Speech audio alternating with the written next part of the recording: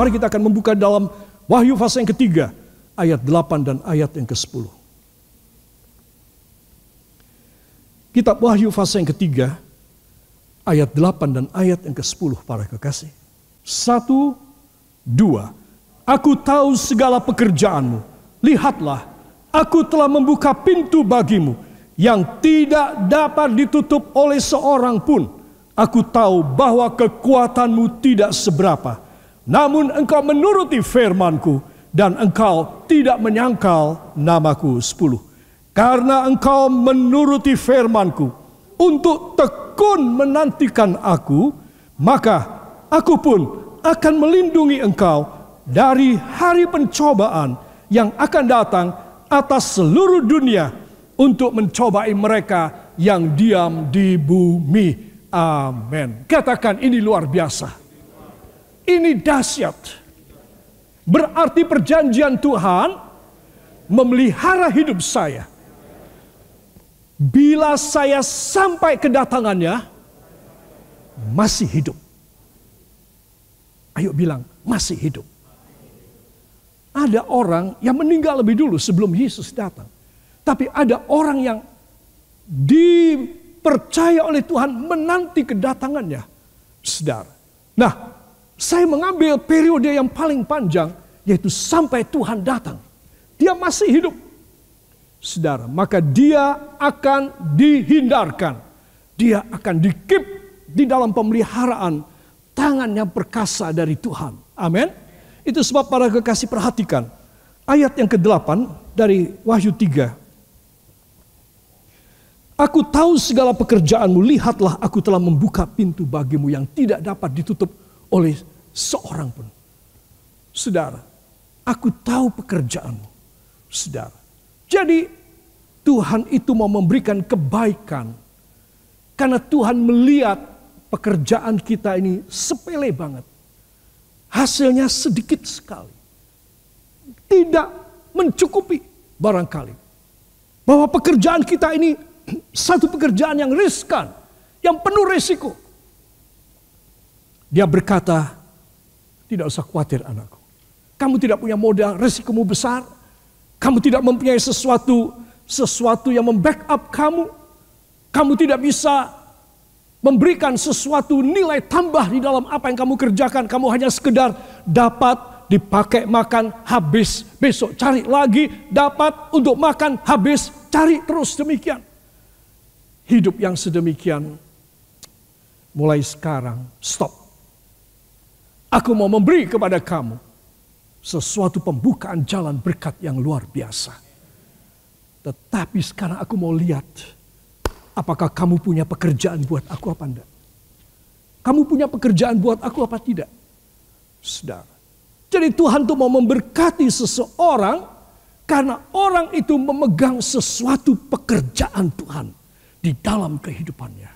Katakan, saya harus demikian.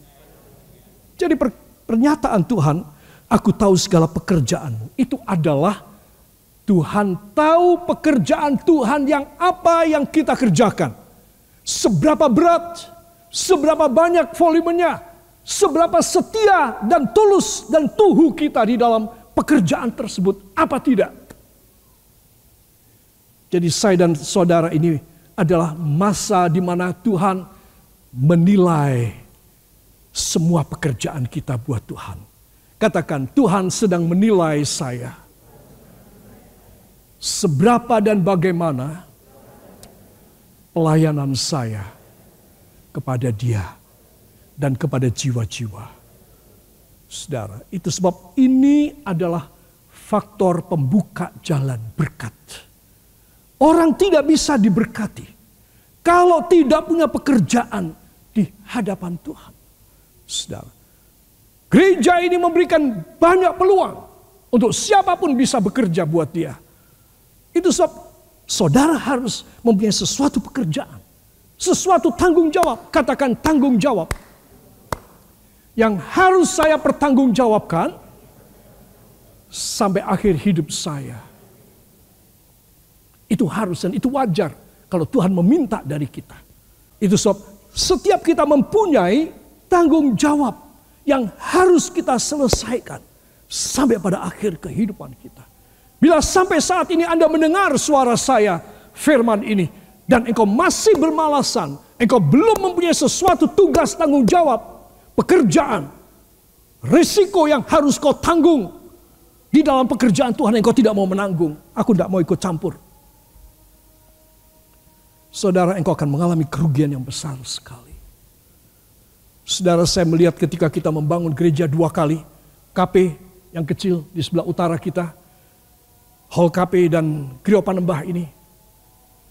Saudara, saya melihat anak-anak Tuhan yang kami layani dalam kemiskinan mereka, dalam kesederhanaan mereka. Saudara, mereka mau melayani Tuhan, mau bekerja buat Tuhan. Jaga malam karena khawatir daerah ini belum ada penduduknya. Terbuka, kita punya pagar itu jebol di mana-mana. Mereka jaga malam, bahkan belum ada pagar juga.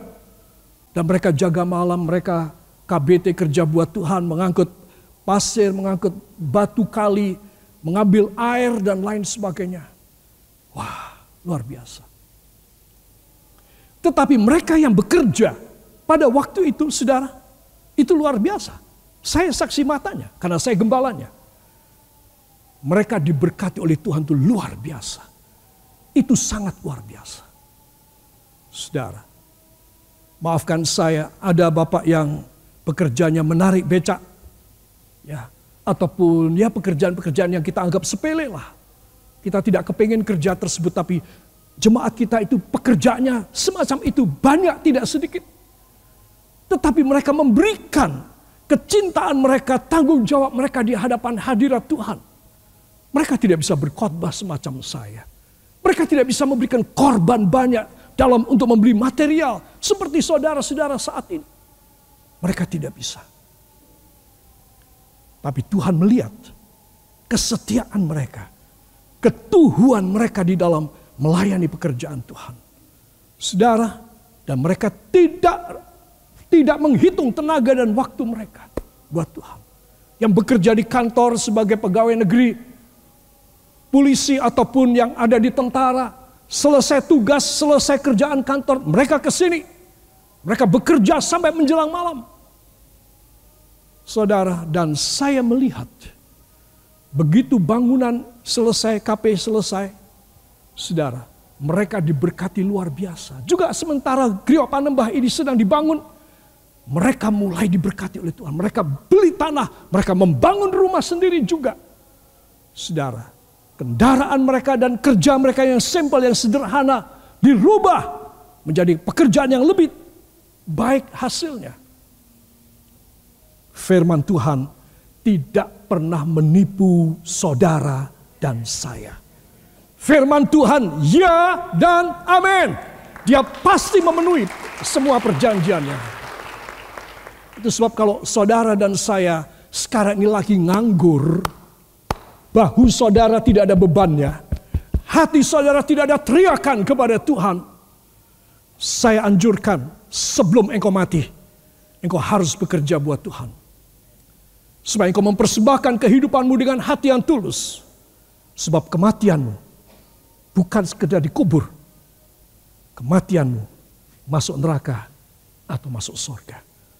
Sebab Anda dan saya harus tahu, melayani Tuhan, aku tahu pekerjaanmu.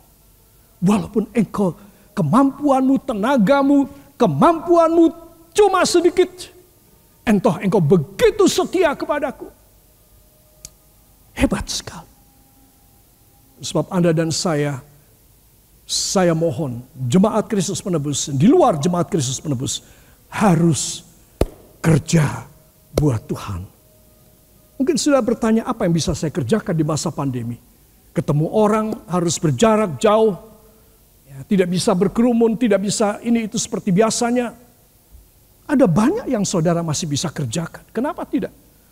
Saudara, minta dong hikmat dari Tuhan. Apa ya yang aku harus, Tuhan tolong kasih hikmat pada hamba, supaya hamba bisa kerja apa ya Tuhan. Ini firman menggugah hamba. Hamba harus mempunyai sesuatu pekerjaan. Nanti kan Tuhan kasih ide. Kasih ide pada otak saudara masing-masing. Kasih ide pada hati saudara. Kasih ide. Satu gerakan. Saudara. Supaya apa? Katakan supaya segala kebaikan Tuhan, kebajikan Tuhan tidak bisa digagalkan oleh apa dan siapapun. Dalam nama Yesus. Amin. Haleluya. Saya ingin supaya saudara tahu bahwa Yesus Malole itu sejati dan absolut.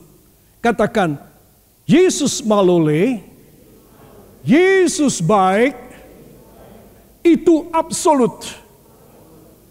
Dan itu adalah pasti di dalam hidup saya. Tidak bisa dibatalkan, tidak bisa dihambat. Amin. Saudara yang kekasih, saya masuk pada hal yang ketiga. Yesus Malole berarti dia mau membuat kestabilan mental dan psikis kita. Kita semua manusia yang lemah. Jika kita kena musibah, kita bisa menangis, kita bisa merasa hancur hati kita. Kita bisa merasa kehilangan, kita bisa merasa gagal, kita bisa merasa tidak ada harapan. Itu manusia. Tidak ada manusia yang kebal. Semua sama, saudara. Hanya orang yang tidak punya perasaan bisa punya perkataan, kamu gitu aja kok nangis, kamu gitu aja kok tidak kuat. Saudara, itu hanya orang-orang biasa mengatakan demikian. Tapi semua orang di mata Tuhan sama. Cuma gimana kita menjadi berbeda. Kita harus punya mental dan psikologis yang kuat. Sehingga walaupun kita mengalami sesuatu kegoncangan, tetapi kita bisa semakin stabil. Kita tidak berhenti dari perlombaan yang kita harus berlari pada trek kita itu. Kita tidak akan berhenti. Kita harus terus. Apapun yang terjadi. Karena waktu memburu hidup kita. Satu saat, waktu, kesempatan tidak ada lagi. Contoh, tiba-tiba seseorang jatuh, lumpuh, verlam, stroke. Saudara, mau bisa bikin apa? Berdoa pun tidak bisa. Sadar pun sudah hilang. Saudara, bagaimana? Mau mengadakan hubungan lagi dengan Tuhan dari mana? Dia dalam kondisi kedokteran mengatakan terminate. Setengah mati. Antara mati dan hidup, terminate. Saudara, itu sebab semua orang bisa mengalami kegoncangan secara mental dan psikis. Semua katakan, tetapi saya mempunyai keistimewaan yang membuat saya bisa bertahan dan tetap produktif, tetap bekerja, tetap bisa dipercaya, tetap bisa dipakai Tuhan dalam lingkup hidup saya. Harus. Itu namanya saudara mempunyai mental dan jiwa yang stabil, yang kuat. Saudara, pada waktu kita mengalami sesuatu yang tidak stabil, maka Tuhan akan turun tangan. Karena dia Yesus Malole. Karena dia Yesus yang baik. Dan dia memberi kepada kita kekuatan yang cukup di dalam semua macam masalah. Katakan amin. Saudara, secara psikis dan mental, secara manusiawi ya, penyebabnya adalah kurang firman. Itu sudah terbukti. Seorang yang mempunyai firman yang cukup, dia akan mendapat cukup kebaikan Tuhan dalam hidupnya. Itu sebab jangan sampai kurang firman. Kedua, lelah dan rasa tidak mampu. Saudara, kalau seseorang ya masih muda atau sudah setengah umur, apalagi sudah cukup lanjut usianya, saudara, maka ketahanannya itu berkurang, berbeda sekali. Tetapi kalau seseorang karena sesuatu hal, biar dia masih muda dan masih kuat, dia bisa lelah dan dia merasa tidak mampu. Itu sebab rate, angka, prosentasi bunuh diri itu bukan pada orang tua, tapi pada orang muda. Itu banyak sekali. Orang muda justru bunuh diri. Kenapa tidak orang tua? Saudara. Jadi di sini kita melihat bahwa semua orang itu merasa lelah dan kurang mampu. Saudara, unsur yang ketiga, penyebab yang ketiga, faktor degeneratif, merosot. Itu sebab saudara dan saya harus tahu, kita tidak mempunyai hidup yang selalu kuat. Tidak mempunyai potensi yang selalu fit. Ada masa di mana kita mengalami degradasi dalam hidup kita, kemerosotan. Sehingga di bidang genetika dinamakan sebagai degeneratif. Sehingga semua susunan hormonal sel-sel kita dan kemampuan kita menjadi berkurang karena faktor umur. Saudara, itu sebab ini baru 3. Dan yang keempat, ini yang paling bahaya.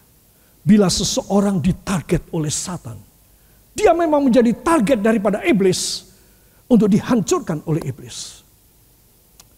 Itu sebab para kekasih, ingat baik-baik bahwa kita bukan hanya pada unsur-unsur kejiwaan, kekuatan mental dan kekuatan fisik kita.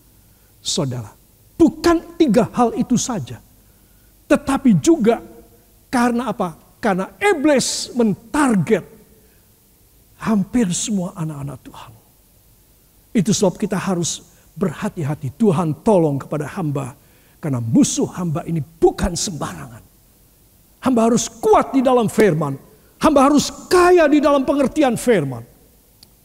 Hamba harus ada satu pendekatan yang sungguh kepadamu supaya hamba mempunyai satu kestabilan di dalam mental dan psikis hamba. Para kekasih, saya akan tutup di sini. Stressor factors, yaitu faktor-faktor yang bikin kita bisa stres.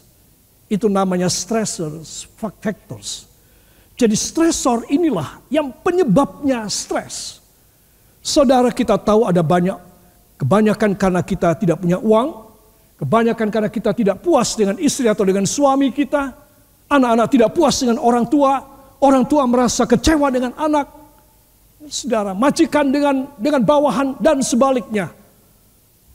Para kekasih, itu namanya stressor factors.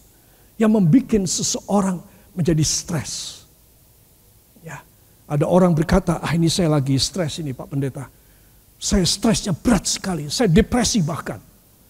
Saudara, saya bilang, selain saya mau mendoakan, saya ingin memberikan nasihat.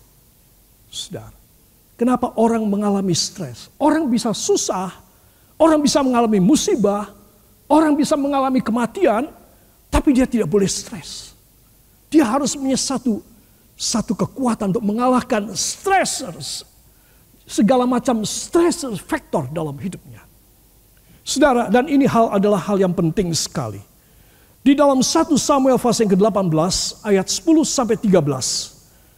Penyebab pertama adalah Roh Kudus undur. Kalau Roh Kudus undur dari saya, Roh Kudus undur dari Raja Saul, apa yang terjadi? Saudara, mari kita akan membuka 1 Samuel 18. Sedikit kita akan mengulik tentang kehidupan raja pertama Israel ini. 1 Samuel 18 ayat 10 sampai dengan ayat yang ke-13. Ikuti, saya akan baca. Keesokan harinya roh jahat yang daripada Allah itu berkuasa atas Saul, sehingga ia kerasukan di tengah-tengah rumah. Sedang Daud main kecapi seperti sehari-hari. Adapun Saul ada tombak di tangannya. Saul melemparkan tombak itu karena pikirnya, baiklah aku menancapkan Daud ke dinding. Tetapi Daud mengelakkannya sampai 2 kali.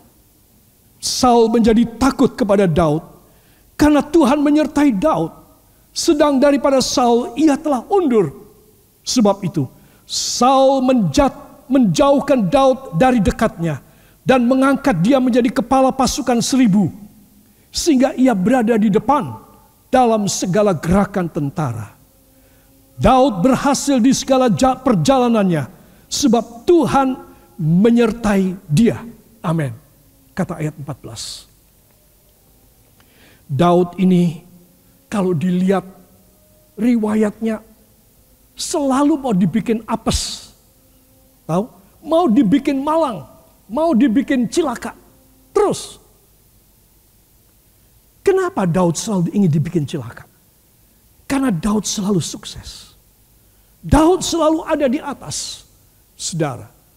Itu sebab pada waktu itu memang para penasehat Raja Saul meminta izin kepada Raja Saul untuk memanggil Daud, sang gembala ternak, gembala domba. Karena Daud ini terkenal asal menggembalakan, dia memainkan kecapi dan dia menyanyi. Saudara. Itu sebab para penasehat raja setelah tahu bahwa rajanya seringkali gila, seringkali kemasukan setan, maka minta supaya Daud diizinkan bermain kecapi di istana. Panggil. Benar, begitu Daud bermain kecapi dan menyanyi, setannya pergi. Dan Saul menjadi senang. Jadi sehari-hari dia ditanggap. Tahu ditanggap? Ya, dia diundang untuk bermain. Ya, pulang dikasih tips, kasih pulang, kasih uang. Saudara, tetapi satu kali ketika dia ketempelan setan, Saul, biasanya tombak itu ada di tempat tombak ya. Dia pegang tombak. Dia pegang tombak. Tombaknya besar, bukan kayak seperti punya tentara biasa. Karena dia Saul itu ya leher, kepala lebih tinggi dari orang-orang Israel. Semua orang Israel cuma di pundak dia. Dia setengah raksasa. Jadi dia punya pedang, dia punya tombak, beda. Harus ukuran lebih besar. Saudara, nah satu kali dia sudah pegang tombak. Kenapa? Iblis memberikan pada pikirannya, kamu tancapkan Daud ke tembok. Daud di depan dinding sebelah sana dia memainkan kecapi dan menyanyi. Saudara. Dan tiba-tiba Saul, jangan lupa, Saul ini seorang yang benar-benar tangkas di dalam kanuragan. Secepat kilat dia melemparkan tombaknya dan Daud mengelak. Tombak masuk di dinding. Sudah, Daud no reaction, tetap dia menyanyi. Dia main kecapi terus. Dia ambil tombak yang lain. Saudara, diam-diam dia lempar lagi. Ingin menancapkan Daud ke dinding. Aneh kan? Orang kalau kemasukan setan, orang kalau dalam keadaan demikian, memang pikirannya aneh. Dan selalu ingin berbuat kejahatan kepada orang lain. Saudara, itu sebab apa yang terjadi? Sama seperti yang manusia saat ini. Kalau dia tidak ada roh Allah, dia cuma ingin menjahati orang. Dia tidak ingin berbuat kasih, memberi kepada orang, memberikan kasih sayang pada orang. Dia tidak kepingin. Dia ingin membinasakan orang. Saudara, apa sebab? Karena roh setan masuk dalam hidupnya. Dan orang lebih banyak berbuat demikian. Buktinya apa? Korupsi. Penyelewengan.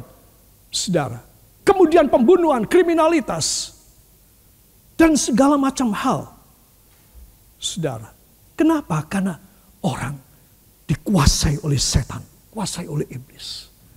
Daripada dia berbuat baik, mending aku berbuat salah. Aku berbuat kriminal. Saudara. Ini yang merasuk Raja Saul. Ya, disebutkan Tuhan menyertai Daud, tetapi Tuhan sudah keluar dari Saul.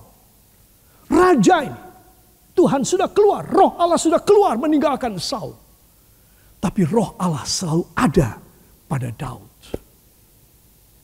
Setelah Raja Saul gagal, 2 kali melempar tombaknya tidak bisa menancapkan Daud di dinding, dia berubah strategi. Aku akan angkat Daud menjadi kepala pasukan 1000 orang. Jadi zaman dulu itu kerajaan Israel ada kepala pasukan 50 orang, ya.